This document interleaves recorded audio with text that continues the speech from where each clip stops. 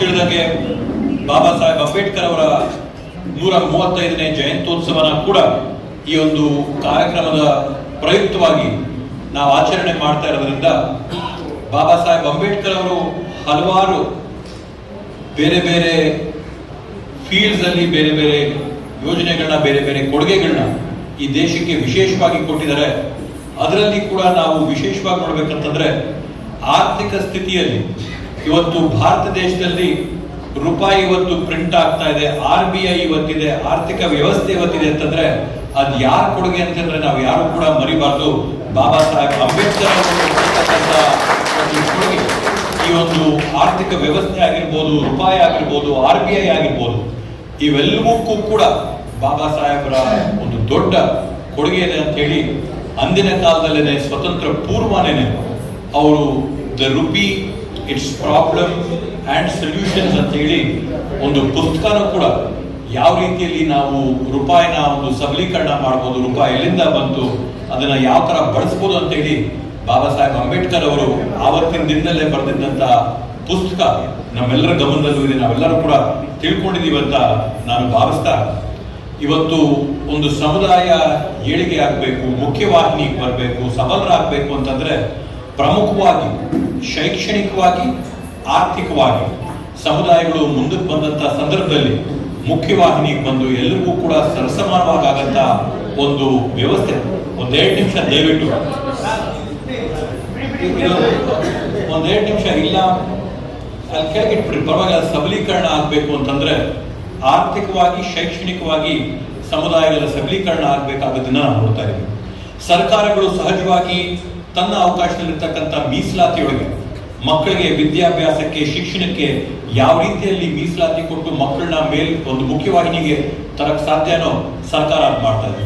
ನಾವೆಲ್ಲರೂ ಕೂಡ ಇಲ್ಲಿ ಈ ಸಂಘಾನೇ ಕಟ್ಟಿರ್ತಕ್ಕಂಥದ್ದು ನಿವೃತ್ತ ಯಾರೆಲ್ಲ ಕೂಡ ಸರ್ಕಾರಿ ನೌಕರರಿದ್ದಾರೆ ಅವರ ಒಂದು ಆಶ್ರಯದಡಿಯಲ್ಲಿ ಈ ಒಂದು ಸಂಘನ ಕಟ್ಟಿರ್ತಕ್ಕಂಥದ್ದು.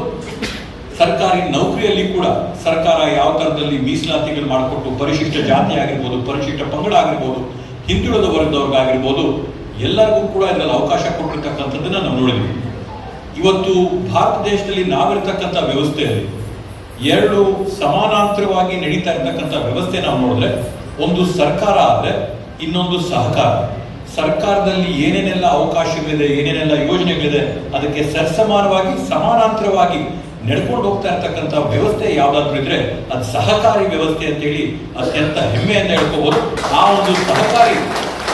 ಒಂದು ಸಹಕಾರಿ ವ್ಯವಸ್ಥೆಯ ಒಂದು ನಿಟ್ಟಿನಲ್ಲಿ ಇವತ್ತಿಲ್ಲಿ ನಮ್ಮ ಸ್ನೇಹ ಕ್ರೆಡಿಟ್ ಪರಿಶಿಷ್ಟ ಜಾತಿಗಳ ಕ್ರೆಡಿಟ್ ಕೋಆಪರೇಟಿವ್ ಸಂಘ ಇವತ್ತೇನಿದೆ ಅದರ ಒಂದು ಶಾಖೆ ಬ್ರಾಂಚ್ ಆಗಿ ಇವತ್ತು ನಮ್ಮ ಹೊಸಕೋಟೆ ಶಾಖೆಯಲ್ಲಿ ಲಘುಮಣ್ಣವರು ಅತ್ಯಂತ ಯಶಸ್ವಿಯಾಗಿ ಈ ಒಂದು ಶಾಖೆನ ನಡೆಸ್ಕೊಳ್ತಾ ಬರ್ತಾ ಇದ್ದಾರೆ. ನಿಜವಾಗ್ಲೂ ತುಂಬಾನೇ ಸಂತೋಷ ಆಯಿತು. ಕಳೆದ 5 ವರ್ಷಗಳಲ್ಲಿ ಸುಮಾರು 5 ಕೋಟಿ ರೂಪಾಯಿಗಳ ಹೆಚ್ಚು ವಹಿವಾಟು ವ್ಯಾಪಾರ ಈ ಒಂದು ಸಂಘದಲ್ಲಾಗಿದೆ ಅಂತಂದ್ರೆ ಎಲ್ಲ ನಿರ್ದೇಶಕರಿಗೂ ಕೂಡ ಜೋರಾದ ಚಪ್ಪಾಳೆ ಮುಖಾಂತರ ಅಭಿನಂದನೆಯನ್ನ ಈ ಸಂದರ್ಭದಲ್ಲಿ ನಾವು ಸಲ್ಲಿಸಬೇಕಾಗತ್ತೆ. ಅದರೊಳಗಡೆ ನಾನು ಮತ್ತೊಂದು ವಿಷಯನ ಗಮನಿಸಿದಾಗೆ ಸುಮಾರು 900 ಸದಸ್ಯರಾಗಿದ್ದು 900 ಸದಸ್ಯರ ಪೈಕಿ 500 ಜನ ಪುರುಷರಿದ್ರೆ 400 ಜನ ಮಹಿಳೆಯರು ಕೂಡ ಇದ್ದಾರೆ. ಅಂದ್ರೆ ಪುರುಷರಿಗೆ ಮಹಿಳೆಯರಿಗೆ ಸಮಾನವಾದಂತಹ ಒಂದು ಸಮಾನವಾದಂತ ಅವಕಾಶಗಳನ್ನ ಮಾಡಿಕೊಟ್ಟಿರ್ತಕ್ಕಂಥ ಒಂದು ಕ್ರೆಡಿಟ್ ಕೋಆಪರೇಟಿವ್ ಸಂಘ ಆಗಿ ನಾನು ಕೂಡ ಸಂಘದ ಮೇನ್ ಬ್ರಾಂಚ್ ಏನಿದೆ ನಮ್ಮ ಬೋಧನಸಳ್ಳಿ ಗ್ರಾಮದಲ್ಲಿ ಅಲ್ಲಿ ಹೋಗಿ ಸುಮಾರು ಜನಕ್ಕೆ ಲೋನ್ ವಿತರಣೆ ಮಾಡಿದಂತ ಸಂದರ್ಭದಲ್ಲಿ ನಾನು ಗಮನಿಸಿದ್ದು ಅತ್ಯಂತ ದೊಡ್ಡ ಮಟ್ಟದಲ್ಲಿ ಅವ್ರು ಲೋನ್ ಯಾರಿಗೆ ಕೊಡ್ತಾ ಇದ್ದಾರೆ ಅಂತಂದ್ರೆ ಹೆಣ್ಮಕ್ಳಿಗೆ ಮಹಿಳೆಯರಿಗೆ ಕೊಡ್ತಾ ಇದ್ದಾರೆ, ಸಬಲೀಕರಣಕ್ಕೆ ಕೊಡ್ತಾ ಇದ್ದಾರೆ. ಆದ್ರಿಂದ ಅವ್ರಿಗೆ ಈ ಸಂಘ ಮಾಡ್ತಾ ಇರ್ತಕ್ಕಂಥ ಕೆಲಸ ಮಹಿಳೆಯರ ಸಬಲೀಕರಣದಲ್ಲಿ ಮಾಡ್ತಾ ಇರ್ತಕ್ಕಂಥ ಒಂದು ನಿಟ್ಟಿನಲ್ಲಿ ಅವ್ರಿಗೆ ಅಭಿನಂದನೆಗಳನ್ನ ಸಲ್ಲಿಸಿ ಸಂಘ ಇನ್ನೂ ಒಂದು ದೊಡ್ಡ ಮಟ್ಟಕ್ಕೆ ಬೆಳಿಲಿ ಅಂತ ಹೇಳ್ತಾ ಇವತ್ತು ಈಗಾಗಲೇ ನಮ್ಮ ಗಾಣಿಗ ಸಮುದಾಯದ ಒಂದು ಮಕ್ಕಳ ಪ್ರತಿಭಾ ಪುರಸ್ಕಾರ ಕಾರ್ಯಕ್ರಮ ಮುಗಿಸ್ಕೊಂಡು ಈಗ ಇಲ್ಲಿ ನಮ್ಮ ಕೋಆಪರೇಟಿವ್ ಟ್ರಸ್ಟ್ ಕಾರ್ಯಕ್ರಮ ಮುಗಿಸ್ಕೊಂಡು ಮುಂದೆ 2 ಗಂಟೆಗೆ ಈಗಾಗಲೇ ಲಕ್ಷ್ಮಣ್ ಅವರು ಹೇಳಿದಂಗೆ ಬೋಧನಸಳ್ಳಿಗೆ ನಮ್ಮ ನಡವತ್ತಿ ಗ್ರಾಮದಲ್ಲಿ ಸುಮಾರು 15 ಲಕ್ಷ ರೂಪಾಯಿಗಳ ವೆಚ್ಚದಲ್ಲಿ ಬಾಬಾ ಸಾಹೇಬ್ ಅಂಬೇಡ್ಕರ್ ಅವರ ಭವನ ಇದೆ.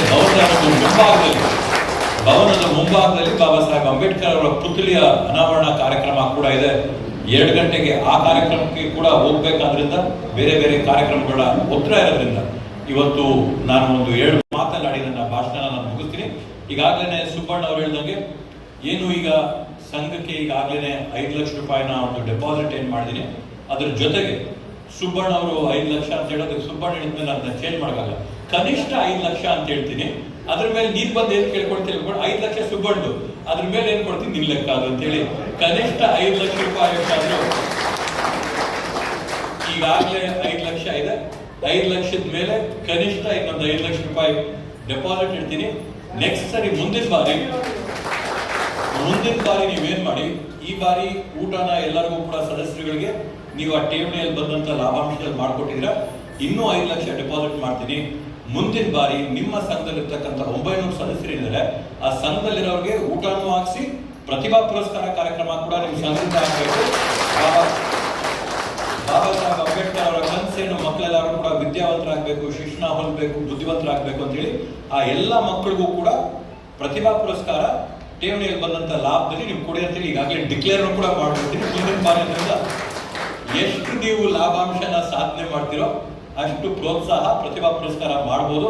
ಈಗಾಗಲೇ ಬಹುಶಃ ಒಂದು 20% ಅಷ್ಟು ರಿಟರ್ನ್ ಬಂದಿದೆ. ಅದಕ್ಕೆ ಇನ್ನೊಂದ್ಸರಿ ಇನ್ನೂ ಕೂಡ ಜಾಸ್ತಿ ಬರಲಿ ಅಂತ ಆಶಿಸ್ತಾ ಈ ಕಾರ್ಯಕ್ರಮಕ್ಕೆ ನಮ್ಮನ್ನ ಅತ್ಯಂತ ಪ್ರೀತಿಯಿಂದ ಸ್ವಾಗತ ಮಾಡಿದಿರಾ, ನಮ್ಮನ್ನು ನಡೆಸ್ಕೊಂಡಿದ್ದೀರಾ, ತಾಳ್ಮೆಯಿಂದ ಕಾತಿದ್ದೀರಾ. ನಿಮ್ಮೆಲ್ಲರಿಗೂ ಕೂಡ ಧನ್ಯವಾದಗಳು ಹೇಳಿ ನನ್ನ ಮಾತುಗಳಿಗೆ ನಾನು ವಿರಾಮನ ನೀಡ್ತೀನಿ.